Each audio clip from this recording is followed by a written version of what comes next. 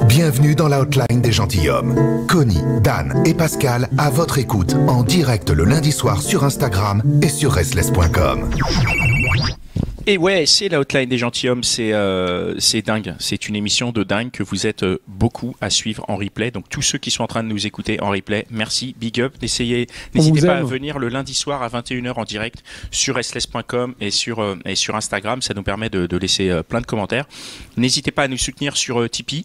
C'est le meilleur moyen de nous soutenir. Ça nous permet de faire plein de choses financières. On va pas rentrer dans les détails, mais juste donner argent en fait. Et non mais c'est de l'amour, c'est de l'amour.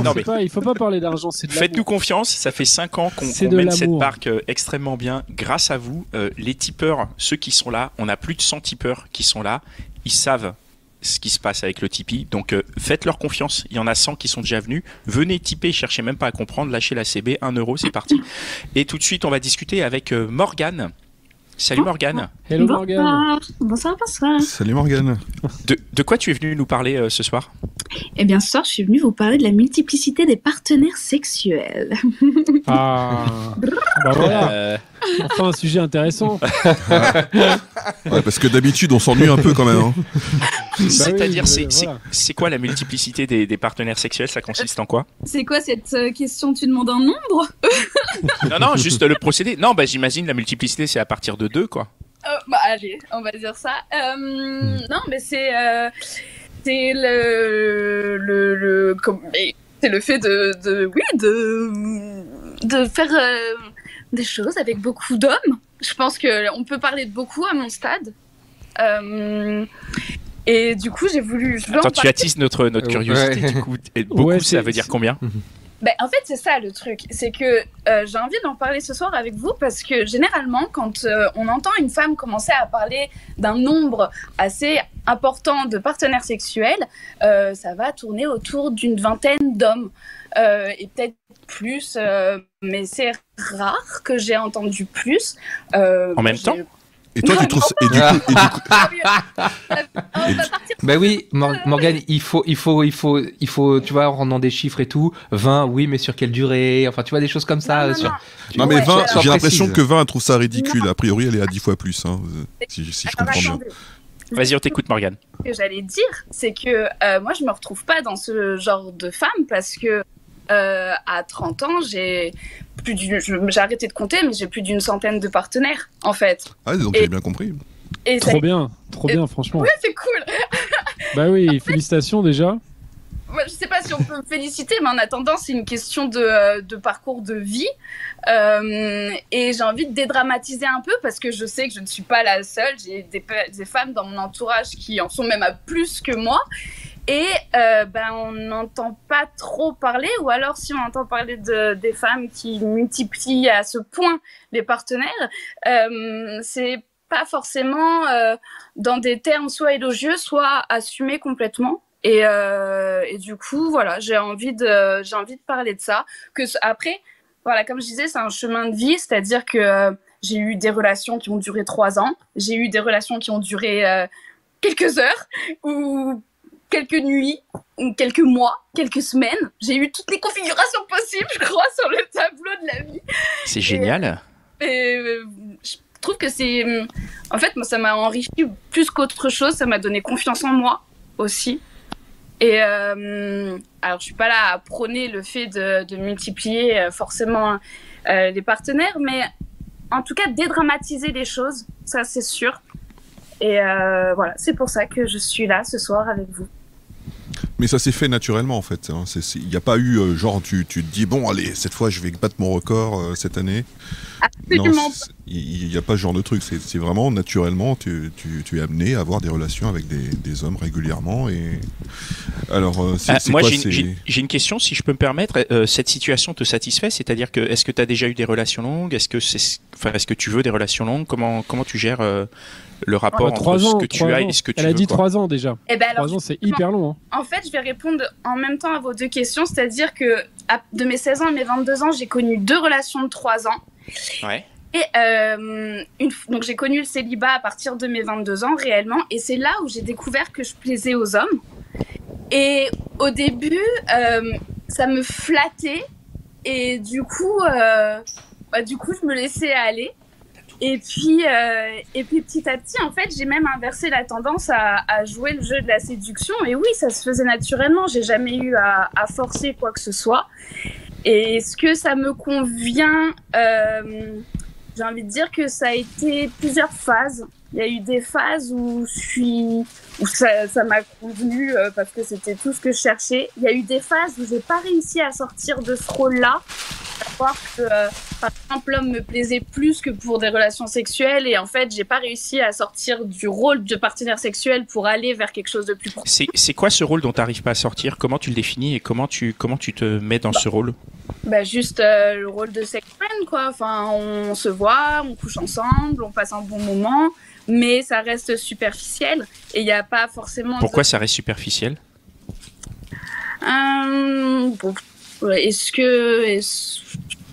Pourquoi ça reste superficiel? Parce que t'es sex friend, tu peux pas donner plus, tu peux pas t'impliquer plus dans la relation. C'est quoi qui t'empêche d'être moins superficiel dans une relation de sex friend en fait? Je pense que déjà, toi je parle au présent, moi je parlerai plus au passé. Je dirais que je pense que c'est une question de timing avant toute chose, quoi, et de feeling avec la personne. Ça peut se faire comme ça peut ne pas se faire. Et c'est ce que je te dis, il y a certaines relations où je suis tombée dans ce rôle de sex friend et sans plus, alors que moi je voulais plus et que lui il voulait pas, mais comme dans n'importe quelle relation ça peut arriver. Comme des fois ça a pu être l'inverse, comme des fois ça s'est bien passé, les atomes ont été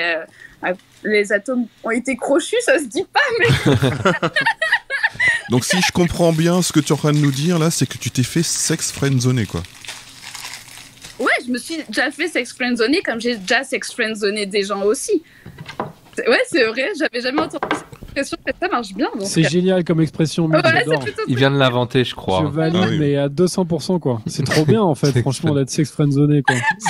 C'est que les avantages sans les inconvénients, quoi. Que demande le peuple, en fait. Non, mais en même temps, elle a dit qu'elle n'était pas particulièrement contente d'être sex friendzoné. C'était pas forcément un choix, donc dans ce cas-là, c'est... Ouais. Sauf quand c'est pas ton choix, bon, ça fait un peu chier comme n'importe quelle friendzone en fait. Et puis, encore une fois, des fois ça a été l'inverse où c'est moi qui ai sex friendzoné. Voilà, et en fait, il y a tellement de configurations différentes. Chaque relation a été différente parce que la personne était différente. Et c'est ça qui est beau en fait. À chaque rencontre, je m'en souviens et ça a toujours été. En fait, je suis fascinée par la découverte de l'autre dans tous ces. Tu te souviens des 100 rencontres là? Bien sûr. Bien sûr. Quelle mémoire!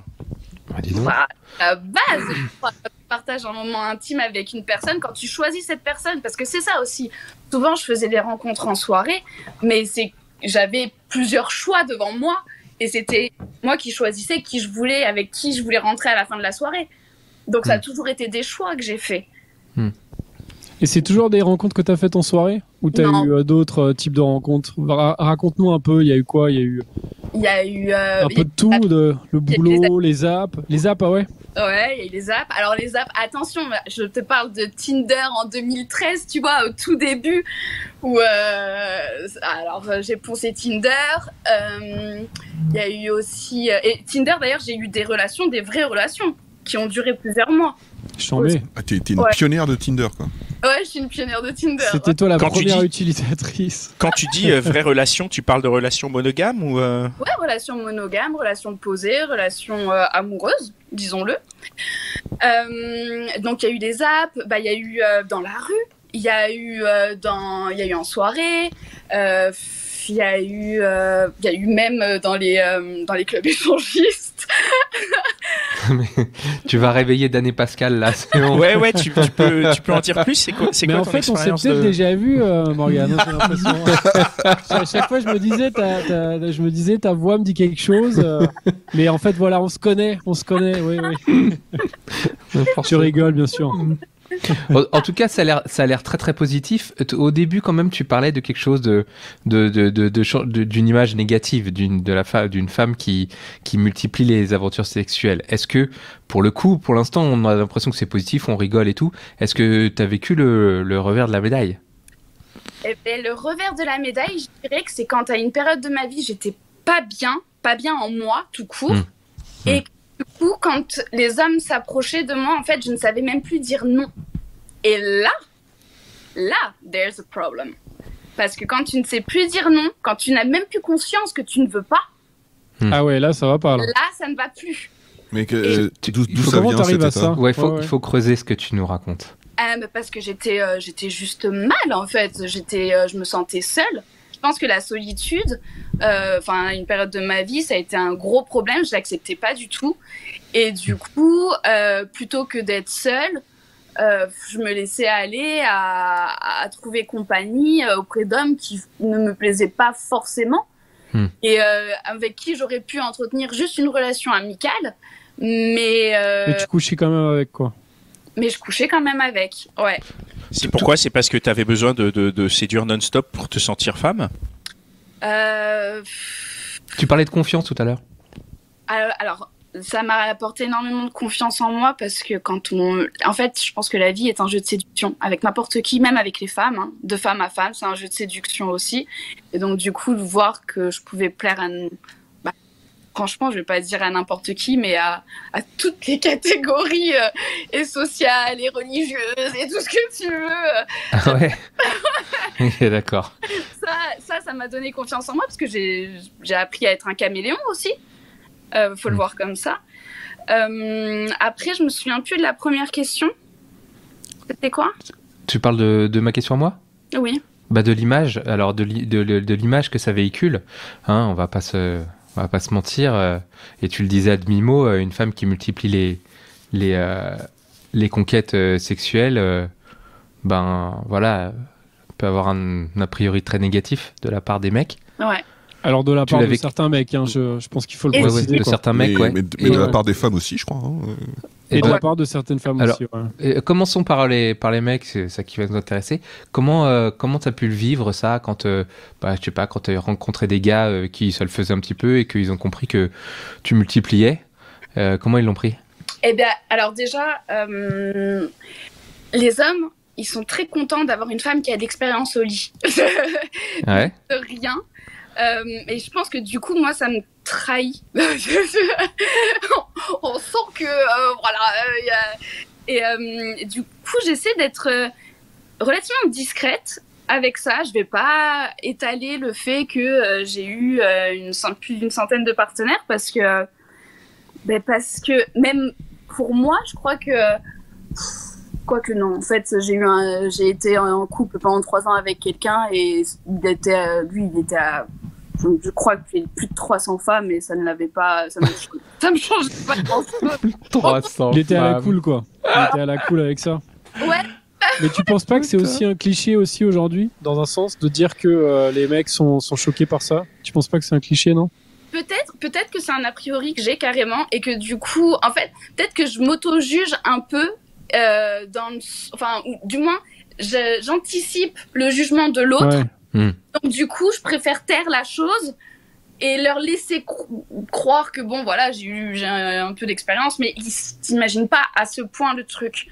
Après, ça les regarde pas forcément dans un premier temps. Hein. C'est ton jardin secret aussi, de toutes les façons. J'aimerais bien rebondir sur la question de Dan, justement. Est-ce que tu as mis à l'épreuve ces clichés ou ces idées? Est-ce qu'il y a un moment dans tes expériences où vraiment tu t'es dit, en fait, sur la quantité de mecs que j'ai eu, en fait, il y en a une minorité ou une partie infime qui me prend pour une pute, alors qu'il y en a une grande, ou est-ce qu'il y en a une grande partie, tu vois, qui ont ces idées reçues encore en tête? Je pourrais pas te dire, puisque je te dis, en fait, je le dis pas. Ouais, mais comme tu dis, quand ils voient que tu as de l'expérience et tout, non? Ça passe tout seul? Mais je te dis, ils peuvent pas s'imaginer que c'est à ce point, en fait. Et j'espérais que la plupart des femmes, maintenant, savent gérer ce qui se passe dans le lit avec leur partenaire. Donc, je peux pas répondre à cette question. Je l'ai pas. Et moi j'ai une question par rapport, tu sais, tu disais que tu avais vraiment rencontré des mecs de tous horizons, des jeunes, des vieux, machin. Tu peux nous raconter un peu, je sais pas, parce que du coup ça a attisé ma curiosité, c'est-à-dire que tu t'es tapé autant des mecs de 50 piges ou en couple, ou autant des mecs de 70 ans, enfin j'en sais rien, hein, mais Il voudrait savoir s'il y a des podcasteurs dans le lot, c'est pour ça en fait. C'est juste. Voilà, j'essaye toujours de savoir si on s'est déjà rencontrés en fait, mais je rigole évidemment. Toi, il y avait pas de critères en fait dans tes rencontres, quoi. C'était un peu au feeling, c'est ça? Ouais.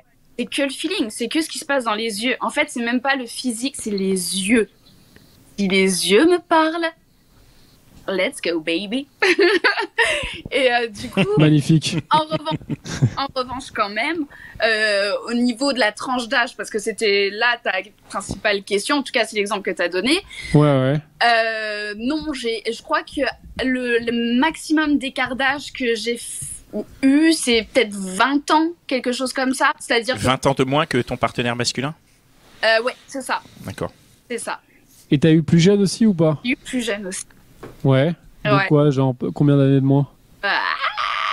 J'ai eu... Ça, je suis moins à l'aise avec moi-même, j'ai un peu du mal à le concevoir, mais on n'a pas été jusqu'au bout, mais 10 ans. Ok. Ouais. C'est bien, en tout cas, t'as pu expérimenter Dan, tu à rentres fond, quoi. Ah bah c'est bon, ouais, moi je rentre dans la tranche d'âge. Toi qui es à peine majeur, ouais. Oui, non, enfin, non, tant qu'il n'y a pas de mineur, il y avait Ouais. Tu t'en parlerais à ton amoureux des expériences passées, de ta vie d'avant? Alors, je pense que c'est important de garder quand même un minimum comme vous le disiez, de jardin secret, parce que en réalité, on peut pas s'empêcher de s'imaginer des choses après, mais peu importe qui, en réalité, je pense qu'on fonctionne tous de la même façon. Quand on est amoureux, il y a quand même une petite part de soi qui va imaginer l'autre avec les autres. Et je pense que c'est plus pour protéger mon partenaire que s'il me pose des questions, j'y répondrai, mais j'y répondrai pas dans le détail, et j'y répondrai si je sens qu'il est prêt à l'entendre aussi, et que lui a l'expérience pour le comprendre. C'est-à-dire que si tu es face à un homme qui a connu 2 femmes dans sa vie, je pense pas qu'on puisse, même si on peut le concevoir intellectuellement, je pense pas qu'émotionnellement on puisse être prêt à entendre ça. Tu penses pas justement qu'il y a des mecs qui sont prêts et qui surtout en fait que ça exciterait, quoi, qui se diraient mais en fait c'est trop cool, quoi. Peut-être. Enfin, je te confirme qu'il y a des mecs comme ça. Et pourquoi tu penses que ça créerait un déséquilibre? Parce que moi, je fais comme ça. Comment Pardon, j'ai pas compris. Comment? Parce que je réfléchis avec mon état d'esprit, et je pense que je serais comme ça. En fait, je l'ai été en réalité, parce que quand j'avais ma deuxième relation, donc mon deuxième grand amour, lui, à l'époque, on avait 19 piges, j'en étais gamin, mais il avait eu une dizaine de partenaires avant moi, et moi, c'était juste mon deuxième. Et ça a toujours été un complexe pour moi. Je l'imaginais justement avec les autres, que je connaissais en plus, et ça a toujours créé une espèce de jalousie. Maintenant, mais t'étais plus jeune.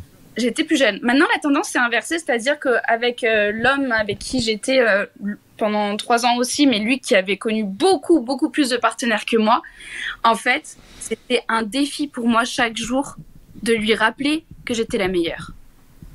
Et du coup, bien. Ça avait tendance à toujours entretenir... Mais attends, ça galvanisait votre couple, quoi. Ouais, exactement. Ouais, mais c'est hyper épuisant pour toi, quoi. Je veux dire, c'est un challenge un peu... Non. Il faut que lui se challenge aussi dans son Non, mais il faut que ça marche dans les deux sens. Tu peux pas arriver dans une relation et te dire je vais être la meilleure, je vais faire tout pour être la meilleure. Je veux dire, tu vas limite vers le burn-out sentimental avec cette démarche-là, non? Non, c'est pas... Alors déjà, c'est pas meilleur. Burn-out sexuel. C'est meilleur sexuellement. Donc bah oui, mais c'est encore pire. Enfin, je veux dire, c'est la performance et tout, quoi. Non. Le sexe, c'est pas une performance, c'est une émotion. Oh, c'est beau. Mais c'est vachement romantique. Beaucoup trop romantique, Pascal. Ouais, On te reconnaît pas là. Mais je suis un grand romantique, vous le savez bien, voyons. T'as Peut-être reçu pas le les micro, auditeurs en fait. et auditrices, parce que voilà, mais... Non, j'ai jamais vécu comme un burn-out. Pour moi, c'était juste. En fait, j'ai eu dans mes relations quand j'étais jeune, par exemple, mon tout premier amour, je suis restée 3 ans avec lui et la dernière année, pendant 1 an, on n'a pas eu de rapport sexuel. Quoi? Eh Et- an? Ouais, pendant 1 an. Parce que je le savais pas encore, je me connaissais pas, mais c'est juste que je ne l'aimais plus et que mon corps, du coup, n'avait plus envie de lui. Bon, maintenant, je sais que je fonctionne comme ça, ok, dans les relations longues. Mais du coup, là, c'était pas du tout un burn-out, c'était vraiment, ça entretenait la flamme. Je me rappelais des autres femmes et du coup, il fallait que je l'oublie. Enfin, que je ne fasse oublier, tout simplement. Est-ce que tu deviens difficile maintenant en matière de sexe Ouais. avec tes partenaires? Ouais. Tu peux nous raconter ce que ça serait Ça veut de dire devenir quoi, ouais. difficile? Eh ben, c'est-à-dire que, alors, disons que j'ose espérer que j'ai la bienveillance et que de toute façon, chaque rapport, on peut toujours trouver des instants de plaisir. Mais en revanche, je sais très très bien aussi comment je fonctionne et ce que j'aime. Et peut-être même que à force de multiplier les expériences, j'ai testé des choses plus, comment dirais-je, plus Les originales. originales. Et du coup, je suis plus originale que ce que le commun des mortels trouve dans le lit généralement. Et donc, du coup, c'est en ça que je suis difficile maintenant, quoi. C'est compliqué. Tu te compares beaucoup, en fait. Il y a vachement ce côté comparaison et performance, quoi. Ouais. Ah. Ouais. Ouais, en fait, peut-être. Non, enfin. C'est pas une critique, hein, c'est un constat. Moi, ça Non. me dérange pas. Je veux dire, c'est... Alors, comparaison envers qui? Parce que Ben, je sais pas, puisque tu dis que tu veux être la meilleure, tu dis que tu veux être différente du commun des mortels. Enfin, tu vois, il y a un côté... C'est pas ce que j'ai dit. J'ai dit que je voulais être la meilleure avec mon partenaire amoureux. Et ça, D'accord. j'ose espérer que c'est quelque chose de normal en réalité, de pas vouloir être un mauvais coup avec celui que tu aimes. Et en revanche, non, je veux pas être la meilleure. Attends, tu disais quoi? C'est quoi le deuxième truc? Bah, sur le fait que tu te compares. Non, non. Non, mais après, c'était juste c'est un ressenti dans Mais c'est dans pas une l'instant. Hein, critique, c'est ni une critique ni un jugement. Non, C'était juste...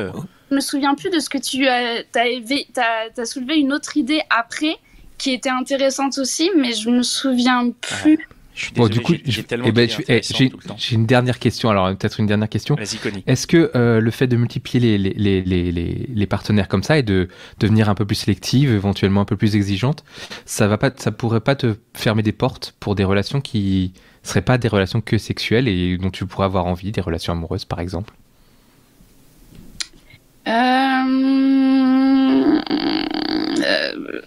C'est pas que ça me ferme des portes, c'est que je fermerai ces portes-là. C'est-à-dire que pour moi, la vie sexuelle dans un couple, c'est primordial. Et que si je ne trouve pas mon compte, ça ne pourra pas tenir dans le temps. Tout simplement. Parce qu'en fait, ce qui différencie une amitié d'un amour, c'est le sexe au final. Ouais. C'était pas tout à fait ça le sens de ma question. C'était plutôt un partenaire que tu rencontres qui te va bien, avec qui tu t'entends bien, mais qui aurait pas le niveau espéré ou attendu sexuellement. Est-ce que tu pourrais passer à côté de lui? C'est ce que je te dis. Oui. Oui, parce que pour moi, le sexe, c'est très important dans une relation. Après, Ouais. tu pourrais aussi le former. Ouais, voilà, je parle du début. Voilà. Non, mais il a raison. Il a raison. Apprentissage. Jedi, quoi. En mode Tu fais Jedi ça et tout de ouf. T'as fait quoi, une formation en mode les self-entrepreneurs, là? Ouais. En fait, je sais pas, est-ce qu'on peut former quelqu'un Bah, les gens peuvent évoluer quand même un petit Ah peu. oui, Ils peuvent alors- apprendre. Mais il faut quand même une base, il faut quand même la flamme de ce que j'aime. Et donc, du coup, si elle a ce que j'aime, ça se fera tout seul. Il y a même pas, c'est au fur et à mesure, il y aura même pas besoin de former quelqu'un. En revanche, si de base, bon, parlons clairement, j'aime être dominée. Si la personne en face de moi est une personne qui, elle, aime être dominée, je vais pas pouvoir lui apprendre à être dominante parce que c'est pas son truc. Et on pourra s'entendre aussi bien qu'on veut, on pourra être amoureux et tout. Ça va être mignon pendant quelques semaines, mais au bout d'un moment, je vais pas être satisfaite. Dans ce cas-là. Ouais, on comprend qu'en fait, grâce à la multiplicité de ces relations, tu as acquis aussi une expérience qui te permet de jauger directement les partenaires que tu peux avoir en face et voir les connexions, les connexions que tu peux avoir et pour des relations un peu plus solides. Bon, c'est. Merci beaucoup. Et on se retrouve en studio. On se retrouve bientôt. À bientôt, merci Morgane. Allez, on passe à la suite. À bientôt. Les Gentilshommes, le seul podcast sur les relations amoureuses à votre écoute, le lundi soir en direct sur Instagram et sur restless.com. Tu en as rêvé? Connie, Dan et Pascal l'ont fait.